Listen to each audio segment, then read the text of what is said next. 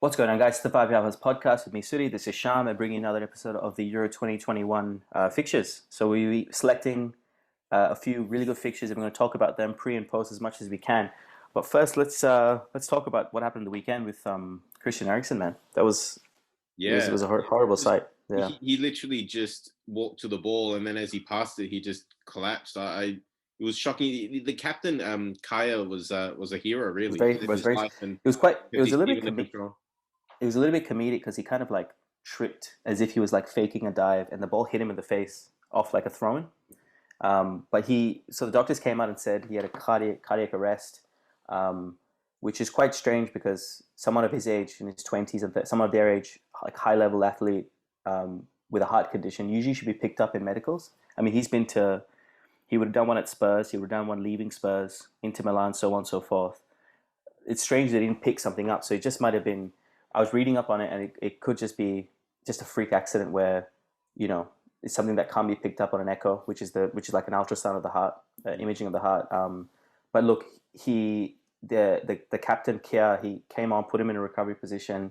They shocked him with the pads. I don't know if you saw that. Those defibrillator pads, which you stick on. It's not like the movies. It's like these two kind of stickers you put on, like the Bond movie, the Casino Royale. Yes, exactly, the exact same. And they got him back within like one shock, which is good. And then you saw him in the pictures, I guess, this morning or yesterday morning, Europe time. And he's definitely recovering. But whether he comes back to football is another question. I think that's not the first thing on his mind. Mm. Yeah, but no, happy days. That way. I was thinking, his tournament might be over. I never actually thought he may walk away from football. It was a cardiac arrest, man. People die from it, So yeah. But someone like him who's got the money, if he retires, I think he'd be fine. And a beautiful wife as well. Look, like fair play to the whole medical team as well. I think they did really well. But kudos on Denmark for playing on. They didn't have to, but they chose to play on, and they'll wear the loss. So good on them. And good on Finland for actually. Finland didn't play the way that they had to play. You know what I mean? Like it's hard. Yeah. There's no winners, but they had to try, and they won the game. And I mean, you'd hope that Denmark don't get knocked out because of it. I mean, I know that's much less than the bigger issue, but at the same time, fourth third place teams will go through. So you'd hope Denmark, even if they don't get in the top two, could squeeze through. Yeah. All right. To change the tone a bit. So England played. I think you said a 1-0 nervy win. Did you? I said one goal. I said 2-1. So yeah, I think I said 2-0 myself. So, but yeah, it was a nervy win. But I think we got to quickly talk about the performance of Calvin Phillips, who was just immense. And you played to watch.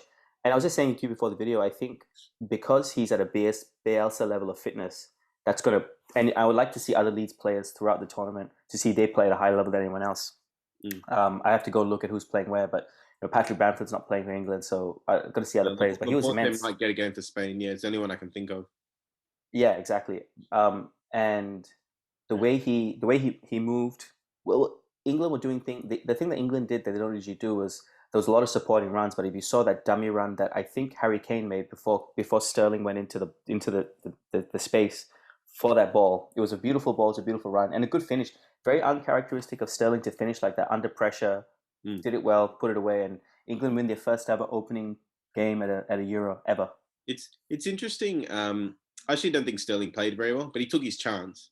I actually thought he struggled. But the headlines are about Sterling and Phillips, so it's funny how one goal can change all of that. And hopefully for him, it means that he can kick on. We all know what he can do, but he's not been doing it recently. But some really good performances. I thought Foden was really good. I loved Tyrone Mings at the back. I thought he was really good as well. And Declan Rice was one that caught my eye as well. I thought that he looks. I didn't rate him that well, but he's gone up on my estimations on the basis of that game. Yeah, Declan Rice for me was. I have to say, I put my hand up and say, never thought much of him. There was a lot of speculation about 2 years ago, and he dropped off in performances. But he's probably the best in the league in his position. One of the best at least. And he plays with two very good midfielders, which helps. Souček and I can't remember the other guy's name, but he plays with Souček very well at least. Lingard, number 10. Excuse me. I skipped my mind for a second.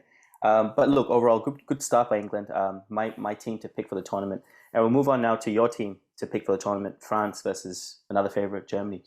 Probably the biggest game of the tournament so far, besides the England Croatia. This is there's levels to this game, and this is another level of game. Now, I want you to tell me really quickly: do you think France is a level up with? I know you like him, Benzema. Well, France. I mean, and before that, let me just say why. Let me just say why. Thierry Henry said, "I'll let you speak in a second." But Thierry Henry said, "Benzema's a luxury." Do you think it's a luxury, or do you think he just takes him to another level? What does he mean by luxury? I mean, they said they'll win the tournament anyway. They don't need him. You know. Yeah, I mean, they played Giroud before, and Giroud is someone who we've said it many times. He's very underrated. People always count him out, and he always produces. So he was wearing the 9 at the last World Cup for France. So, and if anything, it's more his age than anything that he hasn't been selected. I think he's 35 now. So 34, 35, yeah. 34, 35. So if he plays, he'll be an impact sub. You won't play 90 minutes every game. Yeah. I think that Benzema can work because he does play that sort of off the line, a bit like Harry Kane for England. He sort of plays a bit like that. And having Mbappe and Griezmann around him, running on past him, with Pogba providing some of the ammo, I do think he can work. He's a bit of a. I get what Thierry Henry's saying though. He's a bit of a luxury in that they don't really have any chemistry with him. He hasn't played with them for 5 years, so he'll have to figure out the chemistry. And the thing is, like, to have a World Cup winning side and add someone that's playing at the level of him, you could almost say that. You could say they could almost win the tournament without him, but I do think they will need him to win the tournament. All right, we'll move over to Germany then, Sham. Germany took a bit of a U-turn coming to the Euros. They called back Hummels and Muller, who they dropped previously because of whatever age, and they wanted to bring new people through, but they pulled them back. Now, Muller said, I think it was yesterday, he said, you'll never get a German Ballon d'Or winner because we've been ingrained since we were kids to play as a team. There's no superstars. There's only the team. I'm just going to read you a few names: Hummels, Kroos, Kimmich, Gundogan, Muller, Havertz, Gnabry, Gosens, Neuer. You telling me this team can't beat France easily? The game's in Germany as well, which is a big thing. Although France is the home team. France is the home team. Yeah, I mean, it's in Munich, and they got 4 Bayern Munich players in their team. So yeah.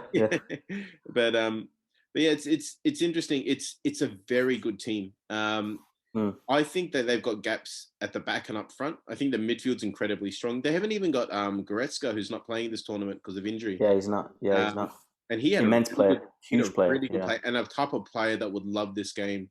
He's built like a brick shithouse. He's a massive unit. Goretzka, 6'2", big shoulders. He'd love going up against Kante. He'd be the most obvious match.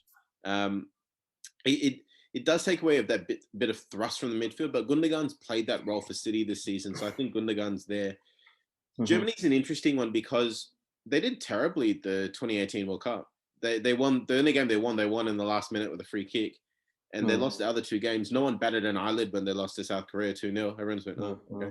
You know, that shows how much the so-called minnows have caught up. That South Korea could beat Germany. No one bats an eyelid, but they haven't really kicked on after that.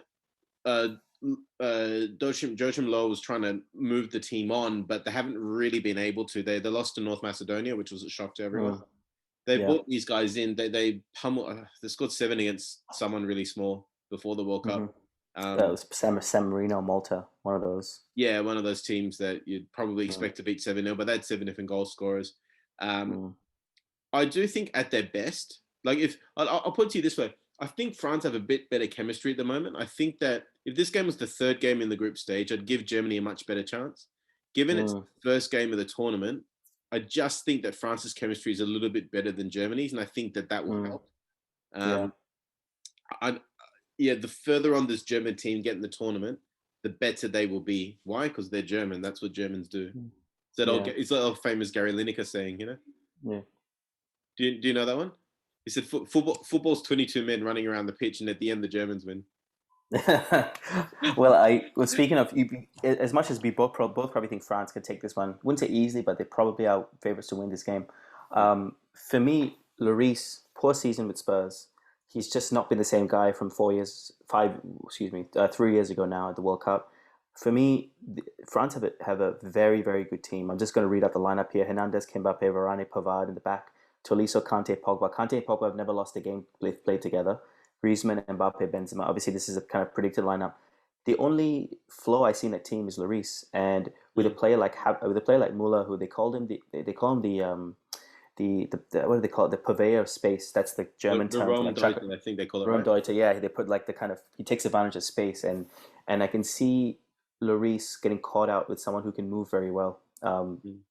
You see that with someone like when he played against Cavani, he played against Giroud, which he could play against today. That could be something that would do, be a weakness for France. But overall, I don't see France losing this game, Sham. So we'll get into it. Key player and prediction. One thing I think negates Muller is that two of the French defenders are from Bayern Munich, Hernandez and Pavard train against him day in, day out. They'd have a better reading of him than most people. And those two could be, I think they'll both be centre-backs, but one will play centre-back and one will play on the flank. Probably Pavard plays centre-back with Varane, I think. But no, it should be Mbappe for PSG. Oh, yeah. And then Pavard on the flank. And Hernandez on the other side, And that's where Muller makes his damage. He sort of, if you draw a square between, if you play a 4-4-2 and you draw a square between left centre mid, left back, centre back, left centre back, that's the space that he will does his investigation in, and Hernandez becomes important for that. I'm actually going to go with Pogba. I think Pogba. I think he could be the difference maker in this game because it's kind of like no one's expecting anything from him. The Germans will have their eye on Kante, on Griezmann, and all of that. Pogba's the guy that I think could be the difference between the two, and I think it might be because he's underestimated. One other guy I'd keep an eye on is Benzema. He's got a point to prove, and he's in good form. Obviously as a United man, I'll just touch on Pogba. Pogba's never been the main man. Even when they won the World Cup, he wasn't the main man. I think it's, inside he's probably going, I want to win a tournament because, a lot of it has to do with me. I'm thinking about when he was at Juventus, he had Pirlo, Marquisio, Vidal, then he was the Herrera kind of overshadowed him at United for a while, and obviously Bruno's overshadowing him now, and Kante in France. So that's a good one, actually. I think he could have a very good tournament. For me, I think it's going to be 1-1, man. I have a feeling.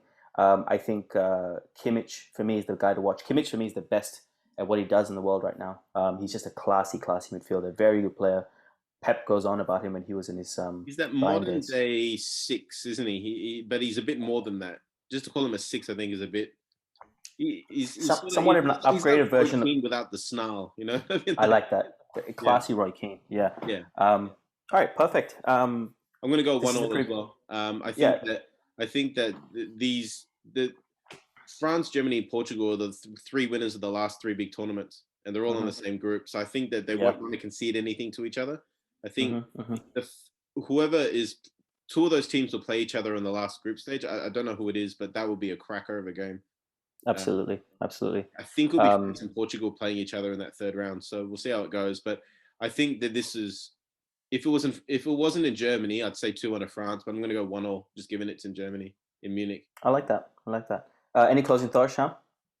For that game, no. I think that's like I said, it's the last 3 tournament winners. I think that, like you said, Lloris will be interesting. Is Mendy, the Chelsea's Mendy, is he French? Do you No, he's Senegalese. Yeah, Senegalese, yeah. It's funny with Lloris because he's the captain as well. It's hard to drop a captain. And I think that might, like you said, that might be their Achilles heel. Yeah. All right, perfect. This is the France-Germany preview. What an exciting game. I can't wait. I think this is the biggest game. This could be one of the best games of the tournament. Both teams trying to stake a claim. And we're here to always preview these games. So with the 5-Yard Pass podcast, my name is Suddy. This is Sham. Keep football simple. And as always, keep passing, guys. Cheers.